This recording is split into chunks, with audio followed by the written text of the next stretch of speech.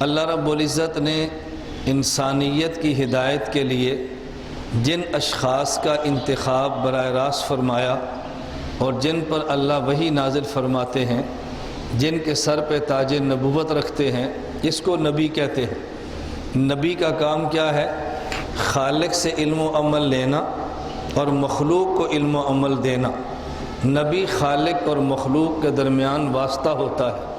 نبی کا استاذ اور معلم دنیا میں کوئی نہیں ہوتا، نبی کا استاذ اور معلم براہ راست خدا ہوتا ہے۔ اللہ اور نبی کے درمیان جبرائیل یہ واسطہ ہوتا ہے، معلم نہیں ہوتا۔ میں مثال دوں تو بات سمجھ آئے آپ کو۔ استاذ درسگاہ میں بیٹھ کے سبق پڑھا رہا ہے، شاگرد تباہی کو اس جانب بیٹھ کے سبق پڑھ رہے ہیں۔ استاذ ایک طالب علم کو کتاب دیتا ہے کہ یہ کتاب ان کو دو، تو یہ طالب علم استاذ کے ہاتھ سے کتاب لیتا ہے، دوسرے طلباء کو دیتا ہے، تو یہ طالب علم دوسرے طلباء کا استاذ نہیں ہے، بلکہ استاذ اور شاگردوں کے درمیان واسطہ ہے۔ جبریل خدا سے وحی لیتا ہے، نبی کو دیتا ہے۔ تو جس طرح یہ طالب علم استاذ اور طلباء کے درمیان واسطہ ہے، اسی طرح جبریل خدا اور مصطفیٰ کے درمیان واسطہ ہے۔ یہ مصطفیٰ اور انبیاء کا استاذ نہیں ہے، براہ راست استاذ نبی کا اللہ ہوتا ہے۔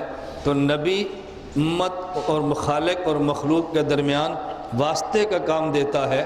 اس لیے ہمارا اہل السنۃ والجماعت احناف دیوبند کا مسلک یہ ہے، ہم نے اللہ کی ذات کو دیکھا نہیں ہے، ہم نے اللہ کی بات کو سنا نہیں ہے، لیکن جس پیغمبر کا کلمہ پڑھا ہے اس پیغمبر نے خدا کو دیکھا بھی ہے، اس پیغمبر نے خدا کو سنا بھی ہے۔ نبی خدا کو دیکھے، امت نبی کو دیکھے، نبی خدا کو سنے، امت نبی کو سنے۔ ہم خدا کو نہ دیکھ سکتے ہیں نہ سن سکتے ہیں، نبی کو دیکھ بھی سکتے ہیں، نبی کو سن بھی سکتے ہیں۔ نبی خالق اور مخلوق کے درمیان واسطہ ہے، خدا سے علم و عمل لیتا ہے اور مخلوق کو علم و عمل دیتا ہے۔ یہ نبی کا کام ہے۔ اس لیے حضرت آدم سے لے کے عیسیٰ علیہ السلام یہ سارے نبی ہیں، اور حضرت محمد مصطفیٰ صلی اللہ علیہ وسلم یہ سید الانبیاء بھی ہیں اور یہ خاتم الانبیاء بھی ہیں۔ تمام انبیاء کے سردار بھی ہیں اور تمام انبیاء سے آخر پر بھی ہیں اور تمام انبیاء سے اعلیٰ بھی ہیں۔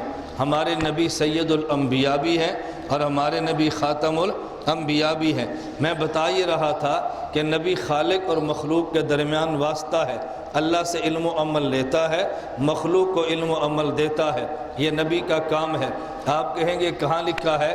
آپ جو کلمہ پڑھتے ہیں لا الہ الا اللہ محمد الرسول اللہ، اس کلمے میں یہ بات درج ہے۔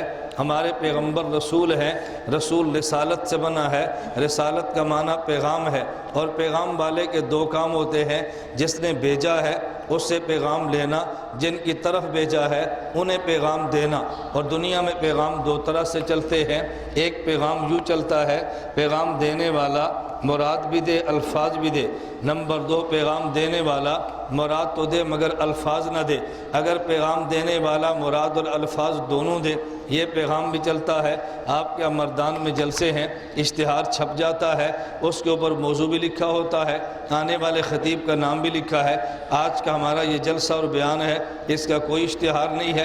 اگر اشتہار چھپا کے جلسہ، اس میں مراد بھی دیا الفاظ بھی دیے، بغیر اشتہار چھپائے جلسہ، مراد تو دی ہے الفاظ نہیں دیے، یہ دونوں پیغام خداوندی ہیں۔ دونوں میں فرق کیا ہے؟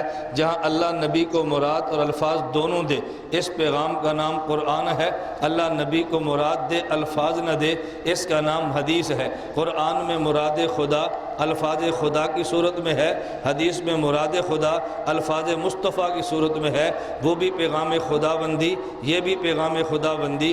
اس کا ماننا بھی ایمان ہے، اس کا ماننا بھی ایمان ہے۔ قرآن نہ مانے تب بھی بے ایمان ہے، حدیث نہ مانے تب بھی بے ایمان ہے۔ ہم دیوبند والے قرآن بھی مانتے ہیں، حدیث بھی مانتے ہیں۔